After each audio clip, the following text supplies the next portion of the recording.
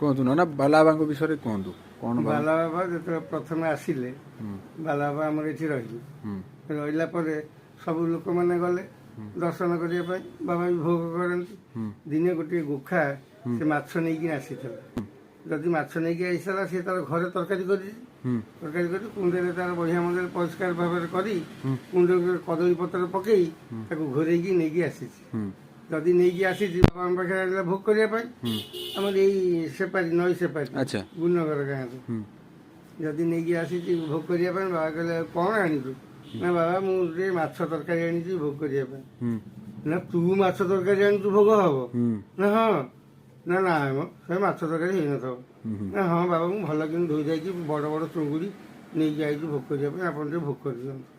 ନା ହଉ ଚାଲ ଯଦି କହୁଛୁ ମୁଁ ଦେଖେ ଆଉ। ବାବା ସେତେବେଳେ ଥିଲେ? ବାବା ଜିଅନ୍ତା ଥିଲେ। ଯେନ୍ତା ଏ ଜୀବତ ଅବସ୍ଥା କଥା ମୁଁ କହୁଛି।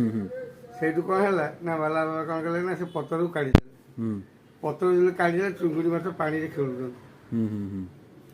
ସେ ଯିଏ ଦେଇଥିଲା ମାଛ ତରକାରୀ କରିକି ସିଏ ଏକଦମ ଦେଖି ଛାନିଆ। ବାବା ସେଠୁ ପଚାରିଲେ ଆରେ ଇଏ କଣ ତୁ ମତେ କହିଲୁ ତରକାରୀ କରିକି ଆଣିଛୁ, ଏଠି ଦେଖିବାକୁ ମାଛ ତମ ପାଣିରେ ଖେଳୁଛନ୍ତି। ସେଇ ଚୁଙ୍ଗୁଡି ମାଛ ଆଚ୍ଛା।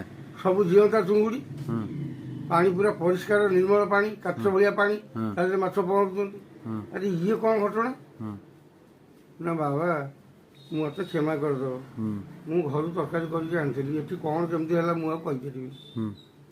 ତାକୁ ବାବା ଘୋଡେଇ ଦେଲେ, ଯାହା ନେଇଯା ଘରକୁ ତ ତରକାରୀ କରିକି ଖାଇବୁ।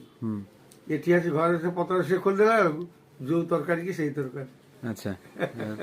ବାବାଙ୍କ ମହିମା ଆଉ। ସେଇ ଯୋଉ ବାବାଙ୍କ ମହିମା ଖ୍ୟାତ ହେଲା। କ୍ଷେତ ହେଲା ଆଉ। ହଁ।